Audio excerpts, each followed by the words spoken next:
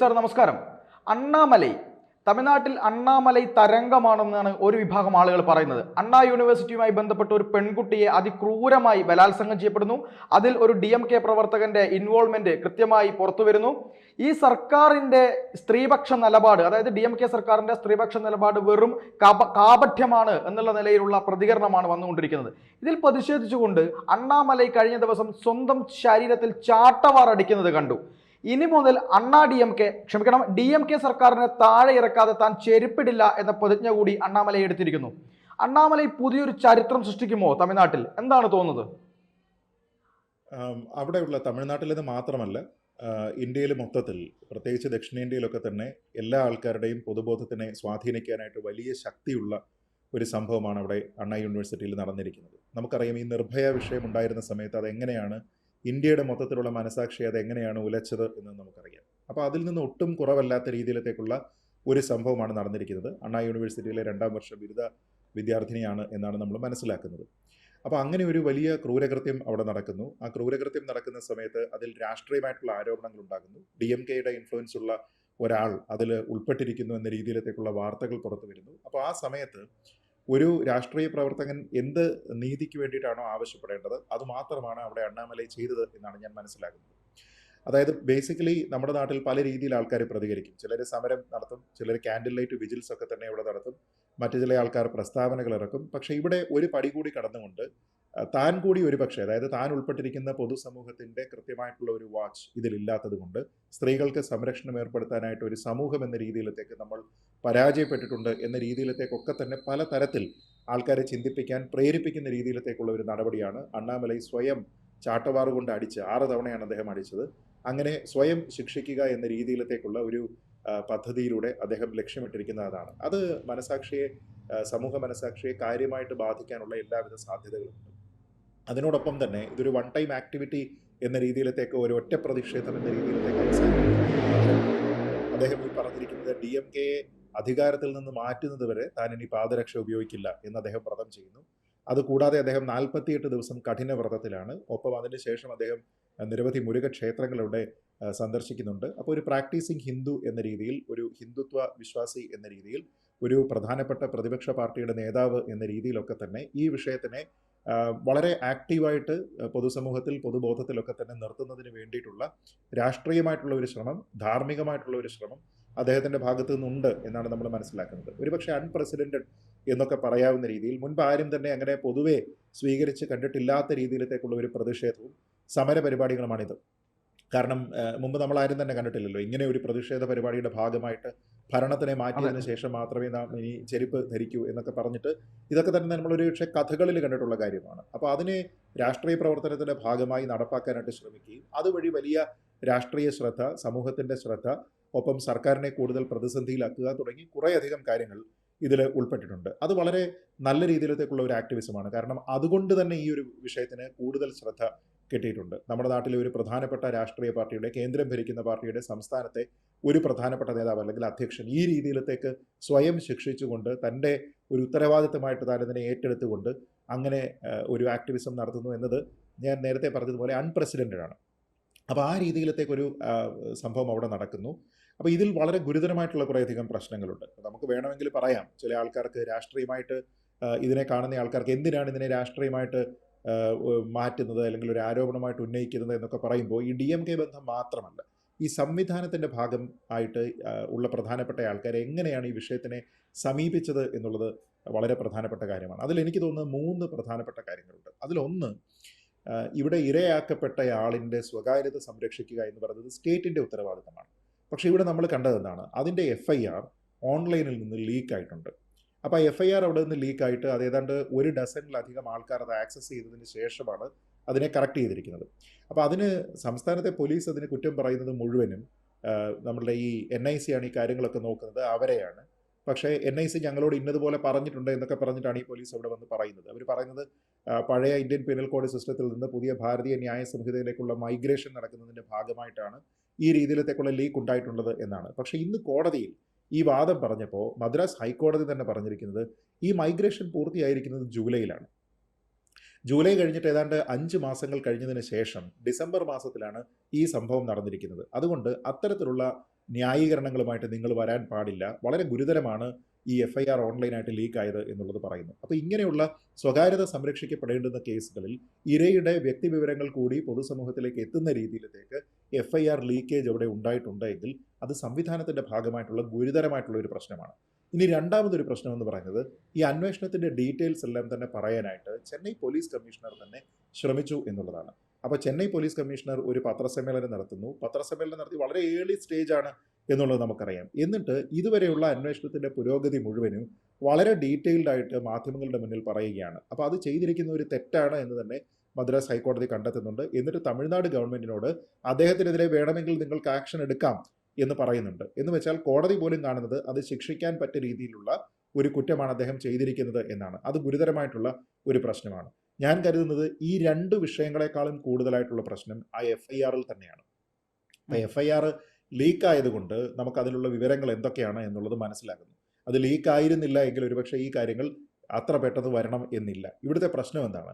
FIR-ൽ പറഞ്ഞിരിക്കുന്നത് ഇരയാക്കപ്പെട്ടിരിക്കുന്ന ആളിൻ്റെ ഭാഗത്താണ് കുറ്റം എന്ന് തോന്നിപ്പിക്കുന്ന രീതിയിലത്തേക്കാണ്. ആ പെൺകുട്ടിയെ കുറ്റക്കാരിയാക്കി മാറ്റുന്ന രീതിയിലത്തേക്ക്, വസ്ത്രധാരണമാണ് പ്രശ്നം എന്ന രീതിയിലത്തേക്കൊക്കെയുള്ള വിക്ടിം ബ്ലെയിമിങ്, വിക്ടിം ഷെയ്മിങ് എന്ന രീതിയിലത്തേക്ക് പോലീസ് സംവിധാനം, അവരാണല്ലോ FIR ഇടുക, അപ്പോൾ ആ രീതിയിലത്തേക്ക് അവരതിനെ മാറ്റിയിട്ടുണ്ട് എന്ന് പറഞ്ഞു കഴിഞ്ഞാൽ അത് അങ്ങേയറ്റത്തെ ക്രൂരതയാണ്. ഇപ്പോൾ ഒരു DMK എന്ന് പറയുന്ന ഒരു പാർട്ടി അവർ ഭരിക്കുന്ന നാട്ടിലെ ഒരു പോലീസ് സിസ്റ്റത്തിൻ്റെ ഭാഗമായിട്ട് ഒരു റേപ്പ് കേസ് ഉണ്ടാകുന്ന സമയത്ത് ആ പെൺകുട്ടിയാണ് കുറ്റക്കാരി, അവരുടെ വസ്ത്രധാരണമാണ് പ്രശ്നം എന്ന രീതിയിലത്തേക്ക് ഒരു FIR തയ്യാറാക്കുക എന്ന് പറഞ്ഞാൽ അതിക്രൂരമായിട്ടുള്ള കാര്യമാണ്. അങ്ങേയറ്റം നിന്ദ്യമായിട്ടുള്ള, യാതൊരു വിധത്തിലുള്ള സ്ത്രീ സുരക്ഷയും നൽകാത്ത രീതിയിലത്തേക്കുള്ള ഒരു FIR ആണ് അവിടെ തയ്യാറാക്കിയിരിക്കുന്നത് എങ്കിൽ അതുമായി ബന്ധപ്പെട്ട് ഭരണത്തിന്, ഭരിക്കുന്ന പാർട്ടിക്ക് ഒക്കെ തന്നെ നമുക്ക് നിഷേധിക്കാനാകാത്ത രീതിയിലത്തേക്കുള്ള ഇൻവോൾവ്മെൻ്റ് അവർക്കുണ്ട്. അതുമായി ബന്ധപ്പെട്ട ആ രീതിയിലത്തേക്കുള്ള ഉത്തരവാദിത്തം അവർക്കുണ്ട്. അതിൽ നിന്ന് അവർക്ക് ഒളിച്ചോടാൻ പറ്റില്ല. അപ്പോൾ ഞാൻ പറയുന്നത് ഈ 3 കാര്യങ്ങൾ ഈ കാര്യത്തിൽ ഗുരുതരമാണ്. അവസാനം പറഞ്ഞിരിക്കുന്ന കാര്യം ഏറ്റവും ഗുരുതരമാണ്. അങ്ങനെയുള്ള ഒരു പ്രശ്നത്തിനെ വളരെ വളരെ ലാഘവത്തോടു കൂടി കാണുക എന്ന് പറയുന്നത് അങ്ങേയറ്റം തെറ്റായിട്ടുള്ള കാര്യമാണ്. അതുകൊണ്ട് തന്നെ രാജ്യത്തിൻ്റെ മൊത്തത്തിലുള്ള സവിശേഷ ശ്രദ്ധ ആവശ്യമുള്ള ഇത്തരത്തിലുള്ള ഒരു വിഷയത്തിൽ അണ്ണാമലൈ ചെയ്തിരിക്കുന്ന സ്വയം പീഡനം എന്ന് പറയുന്നത് തെറ്റായിട്ടുള്ള ഒരു കാര്യമല്ല. അത് കൂടുതൽ ഒരു നമ്മൾ പറയുന്ന പോലെ ഒരു വിസിബിലിറ്റി ഈ വിഷയത്തിന് പൊതുരംഗത്ത് നൽകുന്നതിന്, രാജ്യമൊട്ടാകെ നൽകുന്നതിന് കാരണമായേക്കാം. ആ രീതിയിലൊരു നല്ല കാര്യമായിട്ടാണ് ഞാൻ കരുതുന്നത്. പാർത്ഥൻ, അവിടെ ഒരു സംശയമുള്ളത്, ഉത്തരേന്ത്യയിൽ ഏതെങ്കിലും തരത്തിൽ ഒരു പൂച്ചക്കുട്ടി ചത്താൽ പോലും ഇവിടെ വലിയ തരത്തിലുള്ള പ്രക്ഷോഭങ്ങൾ ഉണ്ടാക്കുന്ന, ഈ പറയുന്ന മെഴുകുതിരി പ്രകടനങ്ങൾ നടത്തുന്ന, നീതി വേണമെന്ന് ആവശ്യപ്പെടുന്ന ആളുകളുണ്ടായിരുന്നു. ഇപ്പോൾ ഇവിടുത്തെ ഇടത് യുവജന പ്രസ്ഥാനങ്ങളുണ്ട്, കോൺഗ്രസ് ഉണ്ട്. പക്ഷേ ഇന്ത്യ മുന്നണിയുടെ ഭാഗമായി നിൽക്കുന്ന ഒരു നേതാവിൻ്റെ അല്ലെങ്കിൽ സ്റ്റാലിൻ്റെ നാട്ടിൽ നടന്ന ഒരു വലിയ ക്രൂര കൃത്യത്തെ രാഹുൽ ഗാന്ധിയും പ്രിയങ്ക ഗാന്ധിയും ഒന്നും കാണുന്നില്ല. ഇവിടുത്തെ ഇടത് യുവജന സംഘടനകൾ കാണുന്നില്ല. അവർക്ക് നീതി വാങ്ങിക്കൊടുക്കണ്ട. ഉത്തർപ്രദേശിലേക്ക് എന്തെങ്കിലും ഒരു കാര്യത്തിന് പോകുന്ന രാഹുലും പ്രിയങ്കയും ഒന്നും തമിഴ്നാട്ടിലെ അണ്ണാ യൂണിവേഴ്സിറ്റിയിലേക്ക് വരുന്നത് കാണുന്നില്ല. അല്ല, ഇത് നോക്കൂ, നമ്മൾ രാഷ്ട്രീയമായിട്ട് ഇപ്പോഴും ഈ നമ്മൾ UP-ൽ നടക്കുന്ന സമയത്ത് എന്നൊക്കെ പറയുമ്പോൾ നമ്മൾ അതിൽ നിന്ന് പറയുന്നത് കേവലം വടക്ക് നോക്കി യന്ത്രങ്ങളായിട്ട് ഇവർ പെരുമാറുന്നു എന്നല്ല, മറിച്ച് തങ്ങൾക്ക് താല്പര്യമുള്ള രാഷ്ട്രീയ പാർട്ടി ഭരിക്കുന്ന സ്ഥലത്ത് ഉണ്ടാകുന്ന പ്രശ്നങ്ങളെ അവർ ഇഗ്നോർ ചെയ്യുകയും താങ്കൾ ഏതൊരു രാഷ്ട്രീയ പ്രത്യയശാസ്ത്രത്തിനെയാണോ എതിർക്കുന്നത് അവർക്ക് ഭരണ സ്വാധീനമുള്ള ഒരു സംസ്ഥാനത്ത് നടക്കുന്ന പ്രശ്നങ്ങളെ പർവ്വതീകരിച്ച് കാണിക്കുക എന്നതുമാണ്.